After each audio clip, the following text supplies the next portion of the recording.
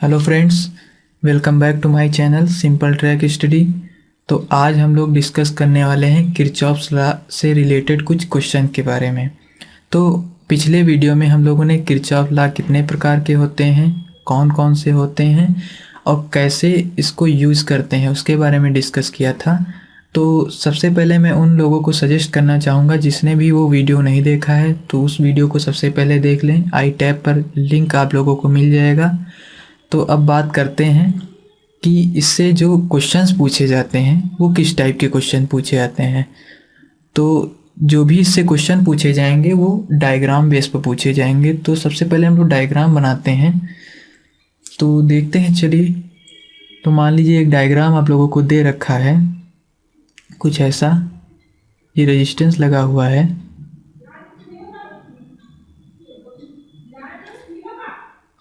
यहाँ तक ये देखिए रेजिस्टेंस लगा हुआ है। मान लीजिए कोई 4 रेजिस्टेंस लगे हुए हैं।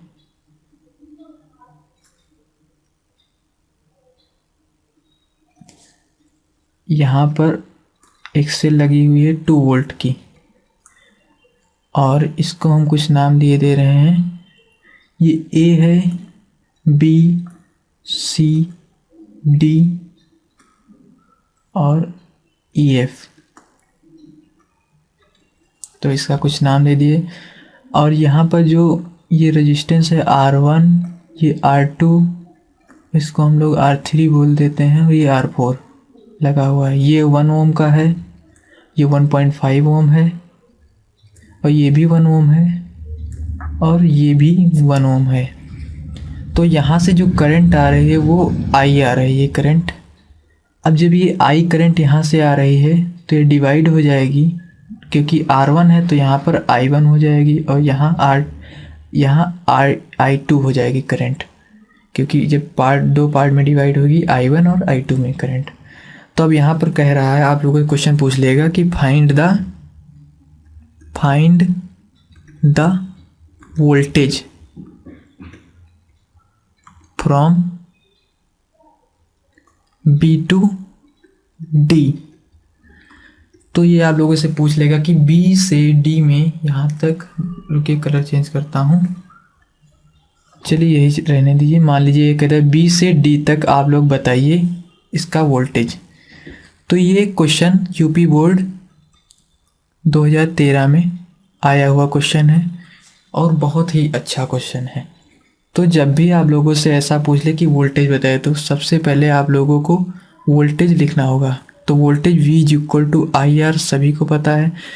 तो वोल्टेज फाइंड करने के लिए सबसे पहले हम लोग करंट फाइंड करते हैं, क्योंकि यहाँ करंट 2 पार्ट में डिवाइड हो रही है, I1 और I2 में। तो I यहाँ से निकाल लेंगे, I is equal to V/R। तो I हो गई। अब हम लोग 2 पार्ट में करंट डिवाइड हो रही है, I1 और I2 में। तो हम लोग निकालते हैं I1 पहले। तो I1 हो जाएगा V, क्योंकि एक ही यहाँ पर सेल लगी हुई है V 2 वोल्ट की। और जो I1 जा कहाँ रहा है, R1 और R2 में, क्योंकि I1 ये है और ये जा रहा है R1 और R2 में। तो यहाँ पर R की जगह हो जाएगा R1 प्लस R2। और इसी प्रकार से I2 हम लोग फाइंड करेंगे V/, यहाँ I2 जा रहा है R3 और R4 में, तो R3 प्लस R4। तो जब हम लोग यहाँ पर फाइंड करेंगे तो ये 2 वोल्ट है और ये 1 + 1 तो 2, तो ये 1 एम्पियर आ जाएगी। I1 जो है वो 1 एम्पियर आ जाएगी। और यहाँ से 2/1 + 1.5 और ये 1 है, तो ये 2/2.5, तो ये समथिंग आएगी 0.8, हाँ 0.8 एम्पियर के इक्वल आएगी। तो ये हमारी हो गई I1 और I2। अब हम लोगों ने I1 और I2 मतलब ये फाइंड कर ली। अब हम लोगों को फाइंड करना है V, क्योंकि वोल्टेज बोल रहा है फाइंड करने के लिए B to C, B to D तक वोल्टेज फाइंड करना है। तो अब हम लोग वोल्टेज फाइंड करते हैं। तो मान लीजिए हम लोग पहले वोल्टेज फाइंड करेंगे V A से B तक। तो VA माइनस B फाइंड करते हैं, VA माइनस VB। तो यहाँ करंट I1 है, ये R1 है, तो यहाँ से यहाँ तक की जो वोल्टेज होगी वो I1 R1, और इसी प्रकार से हम लोग V A से D तक फाइंड कर लेंगे, क्योंकि इन दोनों के बीच फाइंड करनी है। तो ये वाली फाइंड कर लें, ये वाली फाइंड कर लें, अल्टीमेटली निकल जाएगी। तो V से ये हम लोग फाइंड करते हैं VD तक। तो यहाँ I2 और R3 है, तो I2 R3। अब I1 कितनी है 1, R1 1, तो ये 1 वोल्ट होगा। अब I2 कितनी है, I2 हम लोगों ने अभी फाइंड की है, ये देखिए 0.8, तो 0.8 इंटू R3 दे रखा है 1.5। तो ये जब इसको आप लोग मल्टीप्लाई करेंगे तो 1.20 वोल्ट आएगा। तो ये इक्वेशन 1 मान लेते हैं और इसको इक्वेशन 2 मान लेते हैं। अब जब हम लोग इक्वेशन 1 और 2 को सॉल्व करेंगे तो मतलब हम लोगों को ऐसा करना है कि V और D, मतलब V B से D तक फाइंड हो जाए, मतलब जो एक्स्ट्रा क्वांटिटी है उनको कैंसिल आउट करना है। तो मान लीजिए हम लोग सेकंड माइनस अगर फर्स्ट किए दे रहे हैं तो वही सेम इक्वेशन आ जाएगी। तो हम लोग करते हैं इसको इक्वेशन सेकंड माइनस फर्स्ट। तो जो हमारी इक्वेशन सेकंड थी वो है VA माइनस VD और 1.20। तो इसको हम लिखे ले गए हैं VA माइनस VD, जो हमारी सेकंड है इक्वेशन, VA माइनस VD 1.20, ठीक है। तो 1.20, और जो फर्स्ट इक्वेशन है हमारी वो है VA minus VB 1, VA minus VB equal to 1। तो जब हम लोग इसको सेकंड माइनस फर्स्ट करेंगे तो ये कैंसिल हो जाएगा और ये और ये, तो ये कुछ ऐसा आएगा। तो ये कैंसिल हो गया, तो VD माइनस VB 1.20 में से अगर हम 1 माइनस करते हैं तो 0.20 आएगी। तो मतलब जो पता चल गई हम लोगों से, चाहे D से B तक कहो चाहे B से D तक कहो, वो हो जाएगी 0.20 वोल्ट। तो यही हम लोगों से पूछा गया था क्वेश्चन में, find the B to D voltage. तो ये आई होप आप लोगों को समझ में आया होगा। अब दूसरा जो है न्यूमेरिकल, उसके बारे में डिस्कस करते हैं। तो मान लीजिए एक डायग्राम आप लोगों को दे रखा है, ये पूरे जो डायग्राम पर ही आते हैं और आप लोग पेन कॉपी निकाल कर पहले खुद से सॉल्व करने की कोशिश करेंगे। कुछ ऐसा डायग्राम दे रखा है, ये भी बहुत ही बढ़िया क्वेश्चन है। यहाँ पर कोई वोल्ट मीटर लगा हुआ है, सॉरी एमीटर लगा हुआ है यहाँ पर कोई,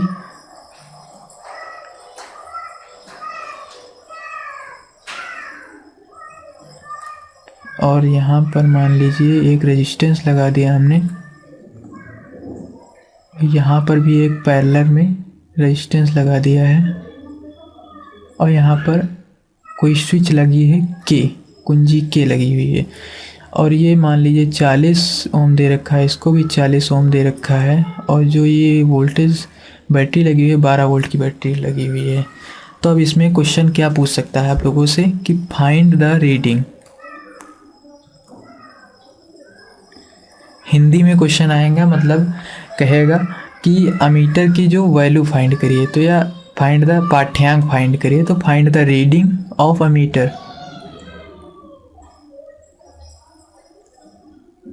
इफ दो कंडीशन दे रखी हैं। मान लीजिए कि अगर ओपन है तब क्या होगा, के इज ओपन, और सेकंड कंडीशन हो जाएगी के इज क्लोज्ड। मतलब क्या है कि अगर कुंजी ये ओपन है, खुली हुई है, कोई करंट नहीं जा रही है, तब क्या होगा, और अगर क्लोज्ड है तब क्या होगा। तो पहली कंडीशन पहले दे रखी है, तो उसी के बारे में डिस्कस हम लोग करेंगे। तो मान लीजिए कि सबसे पहले करंट की इक्वेशन लिखते हैं, I is equal to V upon R। अब यहाँ पर ये लिखने की ज़रूरत इसलिए हुई क्योंकि हम लोगों को पता होना चाहिए कि जो अमीटर होता है वो श्रेणी क्रम में लगा होता है सीरीज में, और अमीटर करंट की वैल्यू बताता है ना कि वोल्ट मीटर की। तो इसलिए हम लोगों ने I equal to V upon लिख रखा है।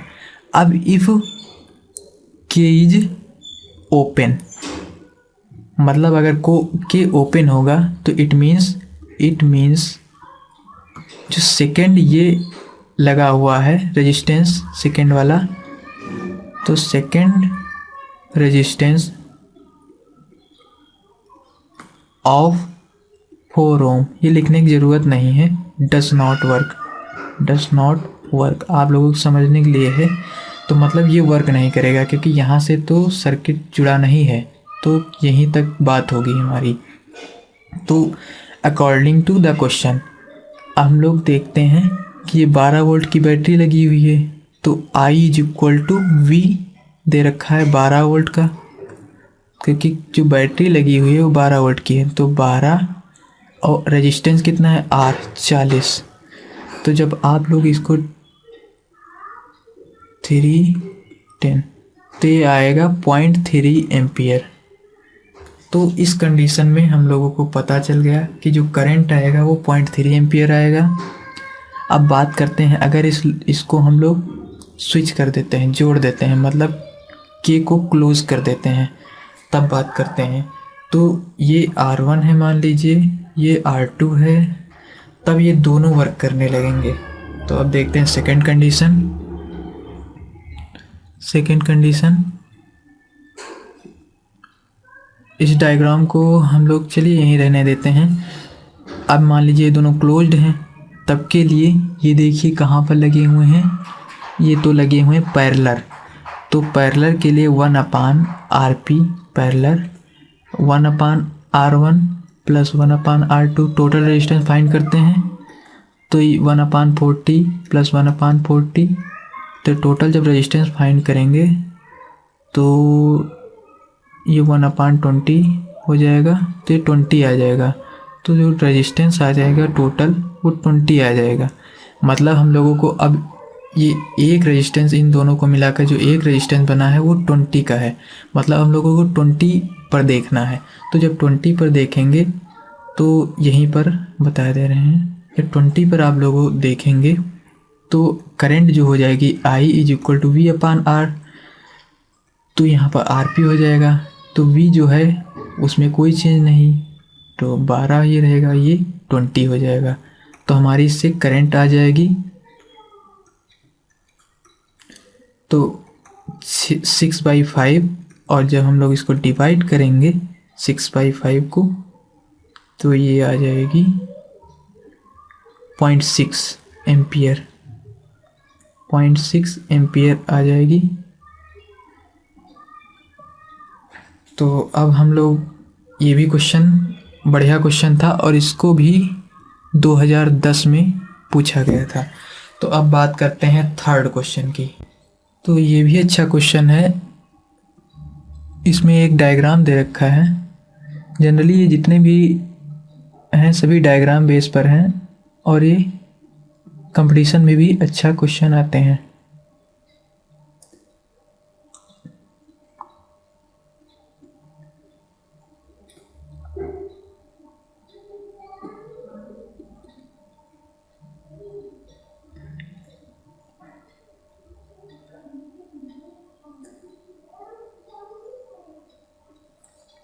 तो ये मान लीजिए 3 ओम का दे रखा है, 2 ओम का और 4 ओम का, ये 4 ओम का दे रखा है।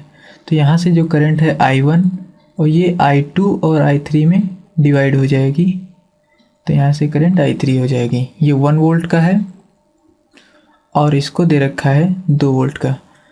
अब यहाँ से ABCD E और F, तो इसमें क्वेश्चन पूछ सकता है कि find the I1 I2 and I3, find current I1 I2 and I3। तो जैसे ही हम लोगों ने डायग्राम बनाया एक बात तो समझ में आ गई कि ये जो I1 करंट है ये 2 पार्ट में डिवाइड हो रही है। इट मीन्स गिवन है I1 is equal to I2 plus I3।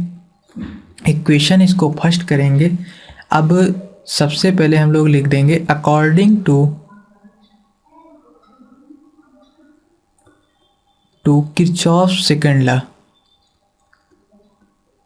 जिन लोगों ने किरचॉफ सेकंड लॉ पढ़ रखा है उन लोगों के लिए बहुत ही आसान क्वेश्चन होगा। Summation of I R is equal to summation of E. तो ये किरचॉफ सेकंड लॉ हम लोगों को बताता है।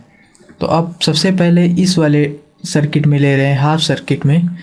तो मान लीजिए D C F E D में, तो यहाँ से I1 R1 I2 R2 is equal to जो 2 वोल्ट का लगा हुआ है एक EMF, तो यहाँ से हो जाएगा 4I1 plus 2I2 is equal to 2।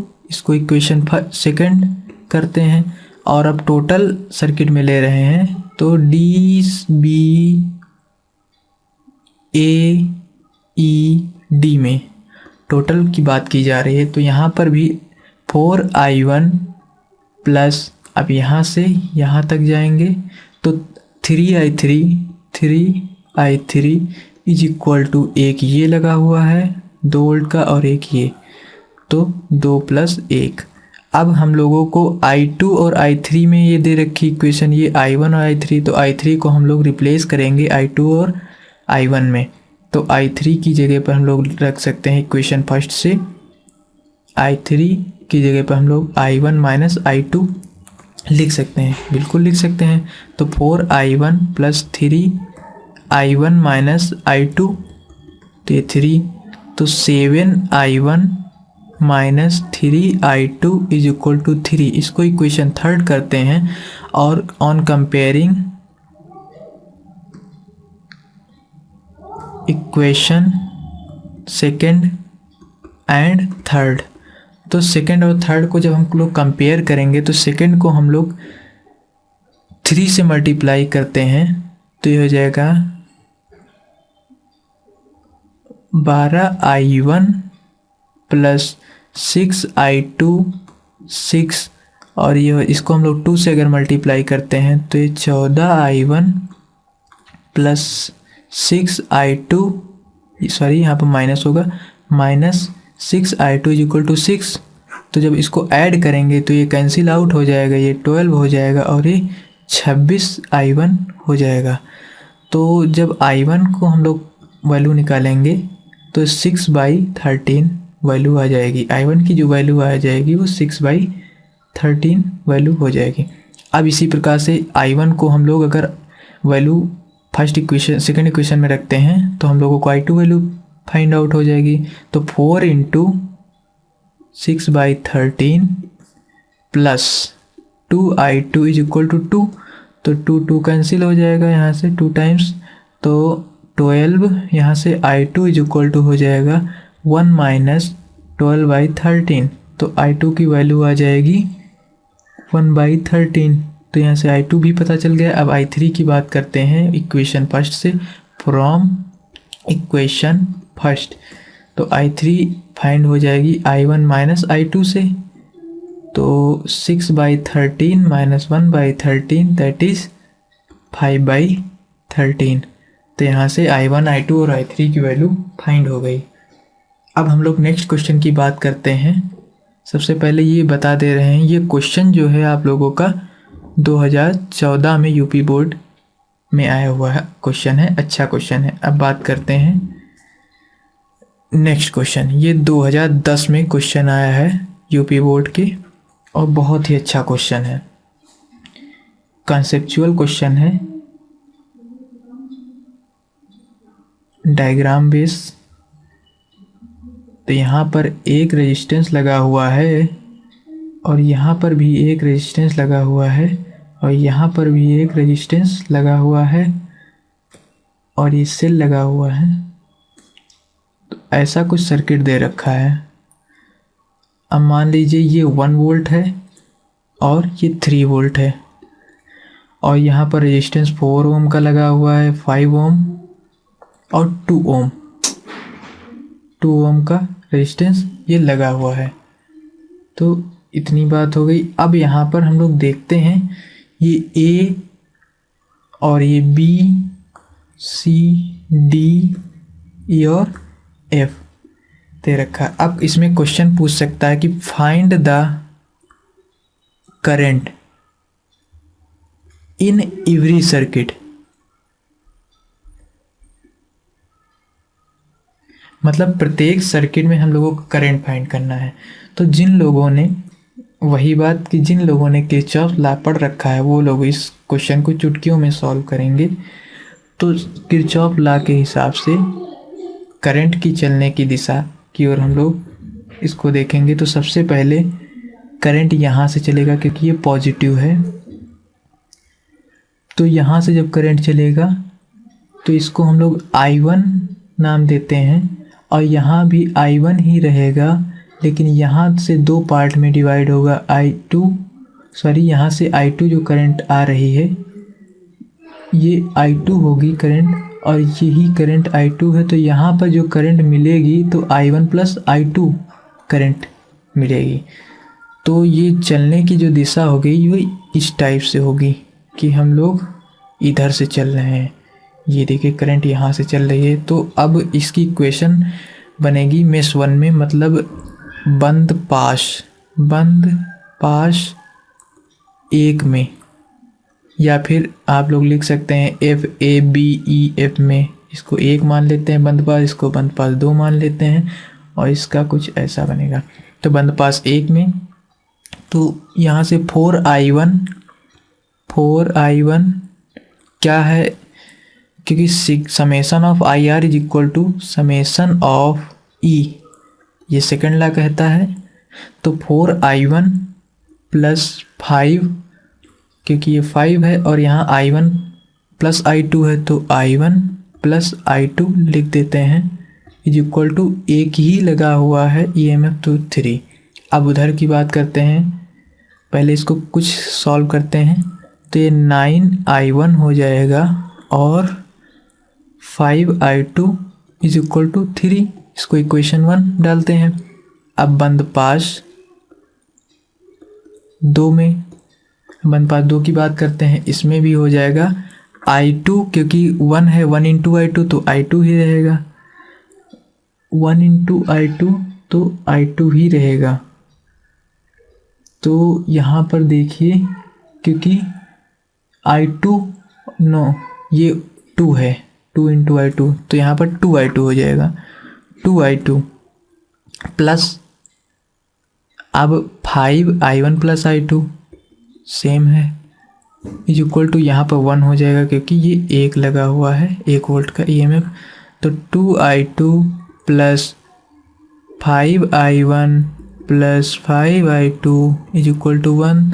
तो 7I2 plus 5I1 is equal to 1। तो इसको इक्वेशन सेकेंड डालेंगे और equation on comparing equation first and second.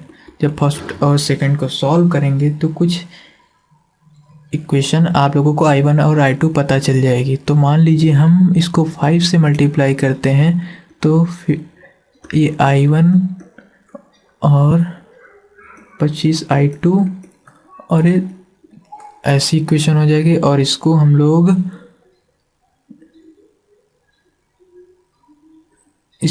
भी डिवाइड करते हैं, मल्टीप्लाई करते हैं, तो ये I2 है।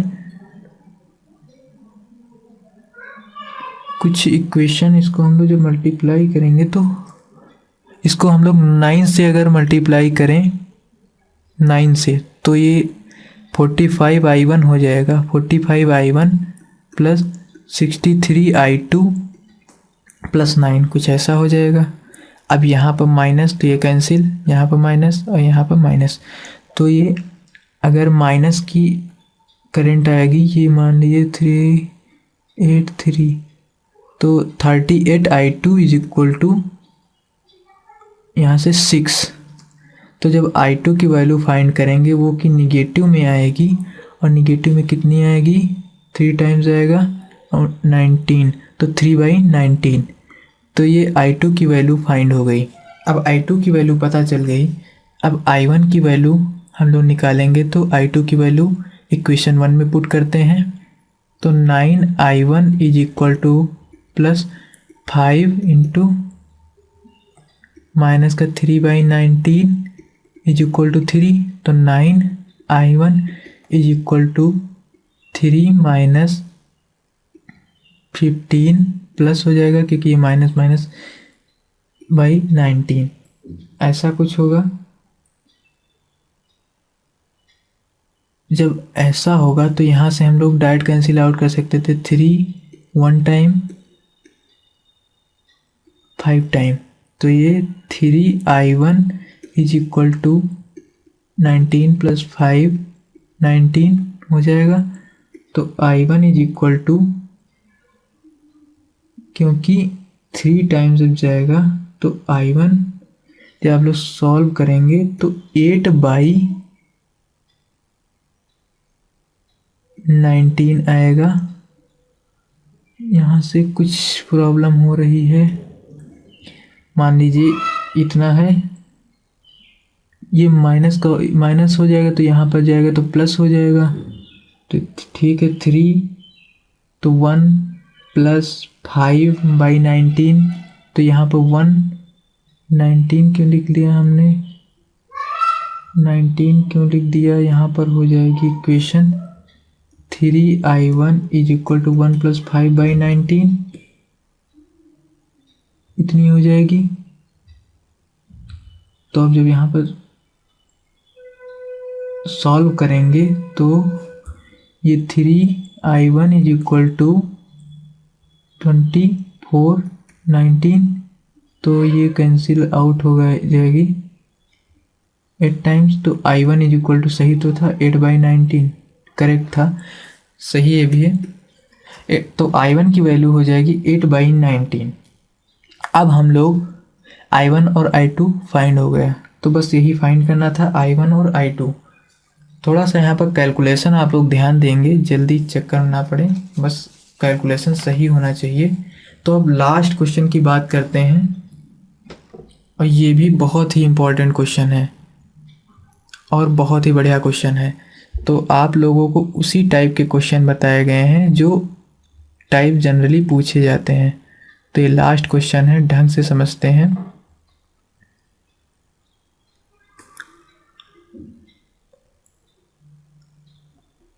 और इससे अलग क्वेश्चन कोई भी नहीं आएगा। तो अगर आप लोग ये क्वेश्चन सॉल्व करना सीख गए तो बिल्कुल ही किरचॉफ लॉ के सभी क्वेश्चन सॉल्व कर लेंगे। तो ये मान लीजिए 5 वोल्ट दे रखा है, यहाँ से करंट आई है, और इसको 2 ओम का दे दे, और ये 6 ओम और 1 ओम। तो इसमें करंट आई, तो यहाँ से जो करंट डिवाइड होगी वो i2 और i3 में डिवाइड होगी, i3 में करंट डिवाइड होगी।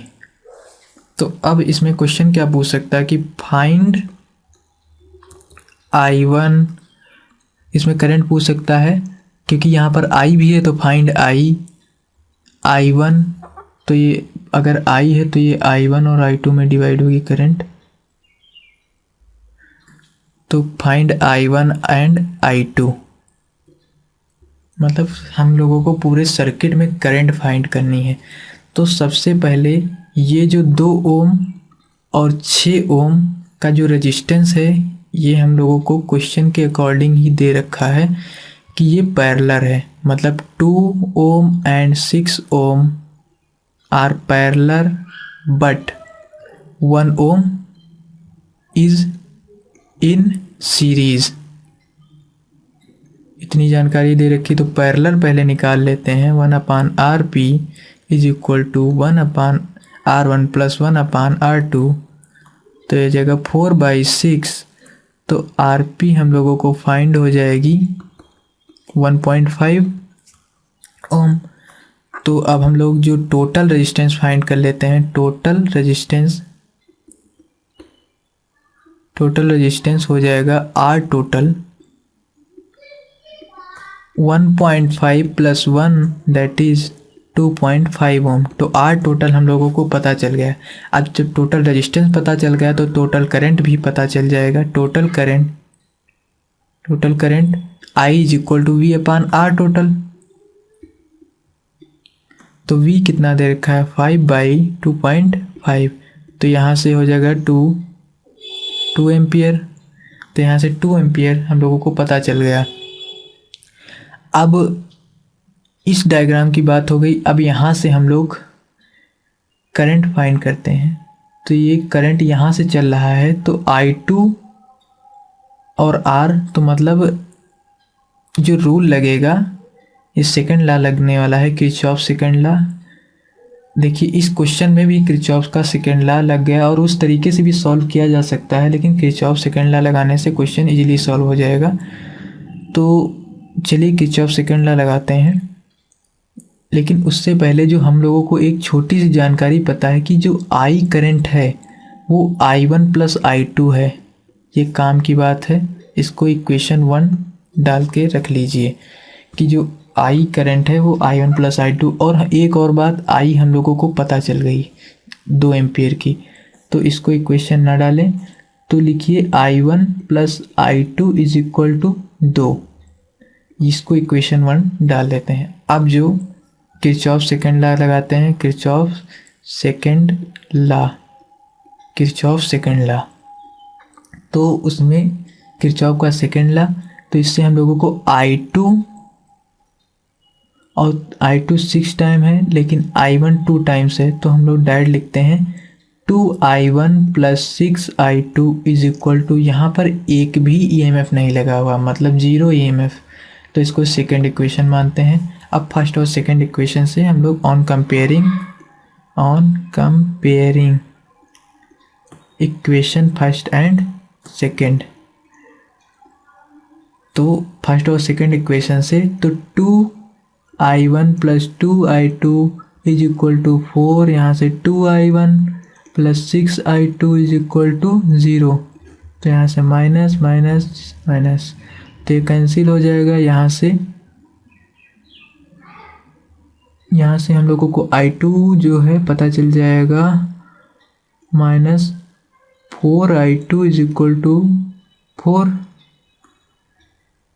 तो यहाँ से I2 की जो वैल्यू है, मान लीजिए हम लोगों ने कहीं गड़बड़ किया है, फिर एक बार कैलकुलेशन गड़बड़ हुआ, 2 इक्वेशन हो गई, 2I1 plus 6I2 is equal to 0, I1 plus I2 is equal to 2। अब हम लोग जब इक्वेशन को सॉल्व करेंगे, जब भी इक्वेशन को सॉल्व करेंगे तो मान लीजिए वैल्यू पुट करके अगर हम लोग सॉल्व करते हैं, तो यहाँ से हो जाएगा 8I2 इज इक्वल टू 4, तो यहाँ से I2 जो पता चलेगी 4/8, तो I2 की जो वैल्यू आएगी वो होगी 0.5। जब I2 की वैल्यू पता चल गई तो I1 की वैल्यू भी पता चल जाएगी इक्वेशन 1 में रखने से। तो I मतलब दे रखा है 2 is equal to I1 plus I2, तो 2 is equal to I1 plus 0.5, तो I1 is equal to 2 minus 0.5, तो I1 की जो वैल्यू आ जाएगी वो 1.5। तो मतलब I1 और I2 की भी वैल्यू पता चल गई, और I तो पहले ही पता चल गई थी, तो हम लोगों को I की जो वैल्यू पता चली वो 2, I1 की जो वैल्यू पता चली 1.5 एंड I2 की जो वैल्यू है वो 0.5 है। ये सभी एम्पियर में है। तो ये लास्ट क्वेश्चन था, और जितने भी टाइप के क्वेश्चन जनरली पूछे जाते हैं उतने टाइप के क्वेश्चन आप लोगों को करा दिए गए हैं। तो आई होप आप लोगों को वीडियो पसंद आया होगा। अगर वीडियो पसंद आया है तो लाइक कीजिएगा, और हमारे चैनल के साथ जुड़ने रहने के लिए चैनल को सब्सक्राइब कर सकते हैं। मिलते हैं नेक्स्ट वीडियो में।